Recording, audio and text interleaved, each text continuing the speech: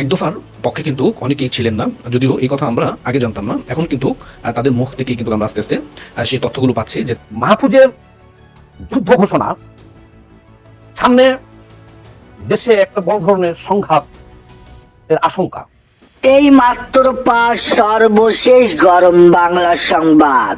প্রিয় দর্শক, গতকালকে গোপালগঞ্জে আওয়ামী লীগ ও তাদের শীর্ষ সংগঠন মিলে বিক্ষোভ মিছিল করেছে। অন্যদিকে আগামী 6 মাসের মধ্যে বাংলাদেশে এক প্রকার কঠিন গৃহযুদ্ধ লেগে যেতে পারে, এমনটাই বলেছেন সমন্বয়করা। সবাইকে প্রস্তুত থাকার আহ্বানও জানিয়েছেন। তো বন্ধুরা, আজকের এই ভিডিওটি অনেক ইম্পর্টেন্ট হতে চলেছে, না টেনে আমরা সম্পূর্ণ স্ক্রিনের মাধ্যমে পরিপূর্ণভাবে দেখে আসি।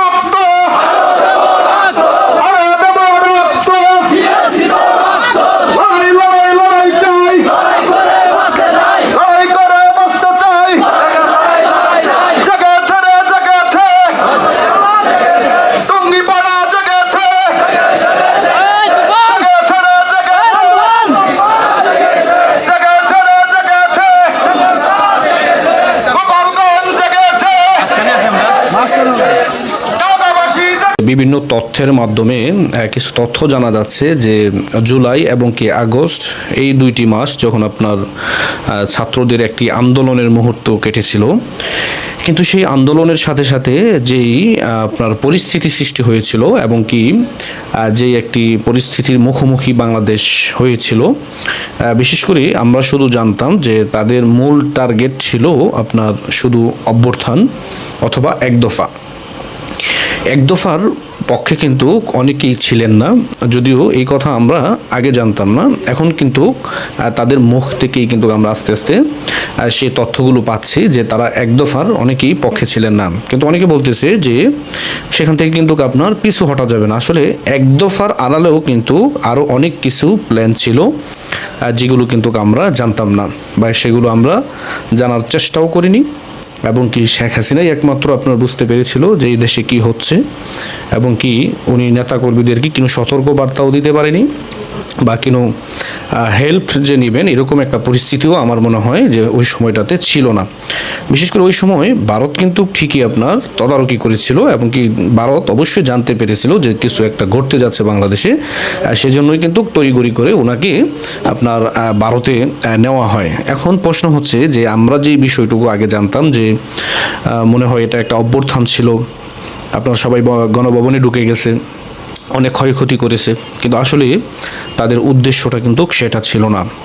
যদি উনি ওই পরিস্থিতিতে গণভবন থেকে যদি উনি না যেতেন বা সশস্ত্র বাহিনী যারা আমাদের দেশের বাহিনী যারা রয়েছে SSF থেকে শুরু করে ওনার দেহরক্ষীরা সহ যদি ওখানে আপনার গোলাগুলি করতো, তাহলে কিন্তু যারা সমন্বয় করে আন্দোলন করেছিল তারা কিন্তু সেই প্ল্যানও কিন্তু করে রেখেছে যে তারা প্রয়োজনে পাল্টা সশস্ত্র হামলা তারা চালাবে এবং কি তারা সশস্ত্র আন্দোলন এবং কি যুদ্ধ করার একটি প্রস্তুতি কিন্তু তারা নিয়ে ফেলেছিল। তার মানে সেখানে শেখ হাসিনার যে প্রাণনাশ সেটি কিন্তু তারা ঘটিয়ে ফেলতো। আসলে আমি মনে করি যে আল্লাহ যাকে দুনিয়াতে বাঁচিয়ে রাখতে চায় তাকে কিন্তু চাইলে কেউ এই পৃথিবীতে মারতে পারে না। সামনে দেশে একটা বড় ধরনের সংঘাতের আশঙ্কা রাজনৈতিক মহল করতেছে। আপনারা ইতিমধ্যে সবাই জেনে গেছেন যে গণপ্রজাতন্ত্রী বাংলাদেশ সরকারের একজন উপদেষ্টা মাহফুজ, ওনাকে অনেকেই বলেছেন এর আগে যে হিজবুত তাহরীরের উনি চট্টগ্রামে এর আগে গ্রেপ্তার হয়েছিল। উনি হিজবুত তাহরীর নেতা, তাহরীর সংগঠন, নিষিদ্ধ ঘোষিত জঙ্গি সংগঠনের নেতা। কিন্তু সরকার আবার অবশ্যই এই বিষয়টাকে ক্লিয়ার করেছে। সরকার বলেছে যে না, সেই মাহফুজ আর এই মাহফুজ এক না। এখন ওনার একটা ফেসবুক স্ট্যাটাস, আবেগ ঘন স্ট্যাটাস দিয়েছেন, যেখানে আপনারা দেখেছেন যে উনি লিখেছে যে যুদ্ধ যে কোনো ফরম্যাটে হইতে পারে। কারণ উনি এটাই বলেছে যে 1990 সালে যে ছাত্ররা আন্দোলন করেছিল তারা পরবর্তীতে নিশ্চিহ্ন হয়ে গেছে, কিন্তু এই 2024-এ যে ছাত্ররা আন্দোলন করেছে এটা খুব সহজে এনারা ছেড়ে দেবে না। এনারাদের এই লড়াইটা আসলে শুধুমাত্র কোটা বিরোধী আন্দোলনই ছিল না, বা এই শেখ হাসিনার পতনের আন্দোলনই ছিল না। এখানে শুধু একটা তাদের লক্ষ্য আছে, আমূল পরিবর্তনের লক্ষ্য আছে।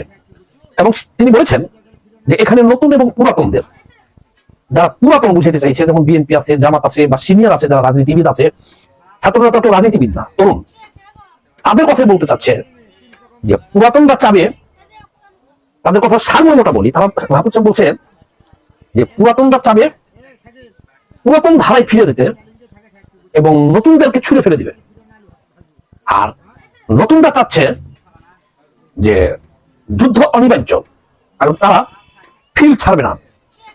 তিনি এটা বলেছেন যে 50 লক্ষ আহত যোদ্ধা আছে, রাস্তায় তারা এখন আছে, আর 2000 জন শহীদ হয়েছেন। এখন আর পরবর্তীতে আবার দেখেন, এই মাহফুজকে বাংলাদেশের কোনো মানুষই কিন্তু চিনতাম না আমরা। যখন 5ই আগস্ট শেখ হাসিনা সরকারের পতন হইল, সকল এমপি মন্ত্রী সব ভাগ্যা, তারপরে ডক্টর ইউনূস সাহেবকে বিদেশ থেকে আনা হলো, তাকে উপদেষ্টা বানানো হলো। সেই উপদেষ্টার বিশেষ সহকারী হিসেবে নাম আসলো এই মাহফুজের, এই পরিচিতি পাইল প্রথম। তারপর এই সরকারে আরো 2 জন ছাত্র সমন্বয়কে উপদেষ্টা করা হলো মন্ত্রী পদমর্যাদায়। ডক্টর ইউনূস সাহেব আমেরিকা নিয়ে যে আন্তর্জাতিক মঞ্চে এই মাহফুজ সাহেবকে পরিচয় করে দিলেন যে এই টোটাল আন্দোলনের উনি মাস্টার মাইন্ড, পরিকল্পনাকারী।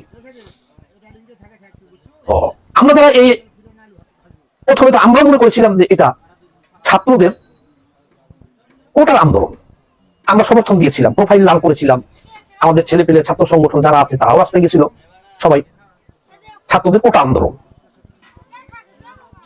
কিন্তু আমরা বিভিন্ন রাজনৈতিক দল, বিএনপি সহ, জামাত সহ, প্রায় 15 বছর ধরে আন্দোলন করে আসতেছে গণতন্ত্র, ভোটাধিকারের দাবিতে, এই হাসিনা সরকারের পতনের দাবিতে আমরা আন্দোলন করে আসতেছি। তো এখানে ছাত্র আন্দোলনের সময় সবগুলো রাজনৈতিক দলই তাদেরকে সমর্থন দিয়েছে। শেষ দিকে যখন ছাত্ররা নিহত হওয়া শুরু হলো, তখন সবগুলো রাজনৈতিক দলই সরাসরি সমর্থন দিয়েছে তাদের ছাত্র সংগঠন, শ্রমিক সংগঠন, যুব সংগঠন, সবাইকে তারা নির্দেশ দিয়েছেন। এবং সব রাজনৈতিক দলই এটার মধ্যে ইনভলভ হয়েছে, আরো ইনভলভ হয়েছে কৃষক, শ্রমিক, মেহনতি মানুষ এবং জনতা। কেন ইনভলভ হয়েছে তারা? ছাত্রদের এই দাবিটা ছিল একেবারে সার্বজনীন দাবি, কোটার জন্য। এই যে কোটা ছাত্রদের স্বার্থ, এই কারণে সব ছাত্রই মাঠে নামছিল।